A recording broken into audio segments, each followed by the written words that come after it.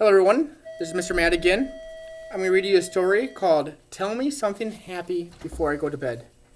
And in this story, remember, you can either follow along with your graphic organizer, and if you're doing that, think about who the characters are, the setting. Once again, the characters are either animals or people that are in the book, and the setting is the time of the year, the time of the day, or the place the story is happening. So if we look at the cover, the characters are these two rabbits that are going to sleep, and the setting seems to be the bedroom. And if you're doing the time as a setting, is most likely nighttime. So Tell Me Something Happy Before I Go to Sleep by Joyce Dunbar.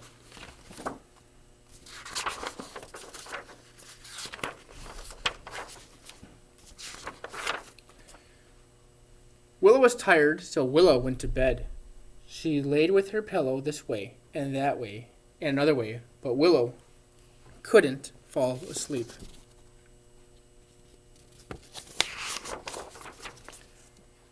"Willoughby," called Willa. "Are you there?" "Yes," said Willoughby. "I'm here." "I can't sleep," said Willa. "Why can't you sleep?" asked Willoughby. "I'm afraid," said Willa. "Why are you afraid?" "And what are you afraid of?" asked Willoughby. "I'm afraid that I might have a bad dream," said Willa. "Well, think of something that you won't have a bad dream about," said Willoughby.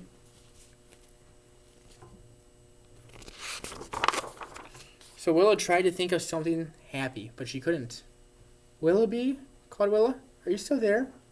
"Yes," said Willoughby, "I'm still here." "What can I think of that's happy?" said Willa. "Oh, lots of things," said Willoughby. Tell me something happy before I go to sleep."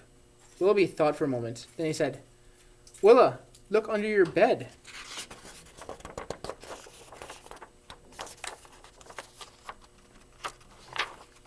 There we go.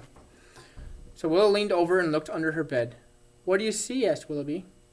"I see my chicken slippers," said Willa. "That's right," said Willoughby. "And do you know what your chicken slippers are doing?" "No," said Willa, "I don't." "They are waiting, just waiting for nobody's feet but yours." "Good," said Willa. "That's happy. What else?"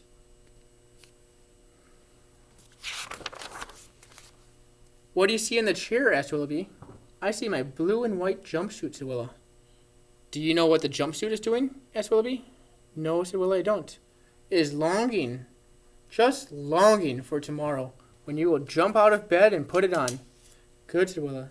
"That is happy. What else?" Willoughby picked Willa up in his arms and padded softly downstairs to the kitchen. He opened the pantry door. "What do you see on the shelves?" said Willoughby. "I see bread and honey and oats, milk and apples," said Willa. "That's right," said Willoughby. "And waiting to be made for breakfast, for you and me to share." "Oh, good," said Willa. "That's happy. What else?" Willoughby carried Willa into the living room and switched on the lamp. "What do you see in the corner?" asked Willoughby. "I see my blanket full of toys," said Willa. "What do you think they are doing?" asked Willoughby. "I don't know," said Willa.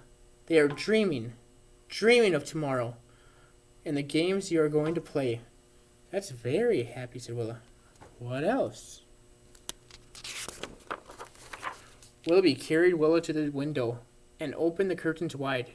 "What do you see in the darkness?" said Willoughby. "I see only night," said Willa. "What do you think the night is doing?" asked Willoughby. "I don't know," said Willa. "The night is waiting for the morning, which is on the way round the world." "That's happy," said Willa.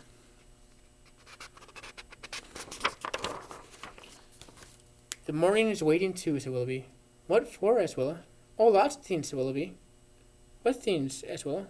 "For grass to grow, for flowers to bloom, leaves to flutter, for clouds to float, the wind to flutter, the clouds to float, and the sun to shine, and the birds to fly, and the bees to buzz, and the ducks to quack." "That's a lot of happy things," said Willa. "There's just one sad thing," said Willoughby. "What's that?" said Willa. "The morning is waiting for you too. It's waiting for you to wake up." "But I am awake," said Willa. "That's why it's sad," said Willoughby. "The morning likes waking you up. And what makes the morning happy?" Willoughby said Willa. What is it? Asked Willoughby. I'm tired. So Willoughby carried Willa back to bed. What do you see in your bed? Asked Willoughby. I see my bear, said Willa. What do you think he is doing? Asked Willoughby. Waiting for me to snuggle up with him, said Willa. That's right, said Willoughby. Waiting especially for you.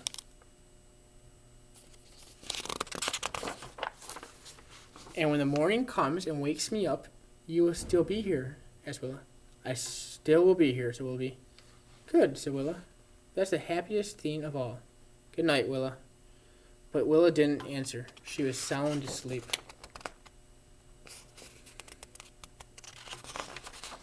The end. I like this book because it makes me think of what makes me happy. And if I were to write my own book in this kind of format, I would think about my fishing poles that are just waiting for the spring and waiting for the ice to melt before I can go fishing. Or I would also probably be like Willoughby and Willa, and I would think about the fridge and the food that waits for me in the morning.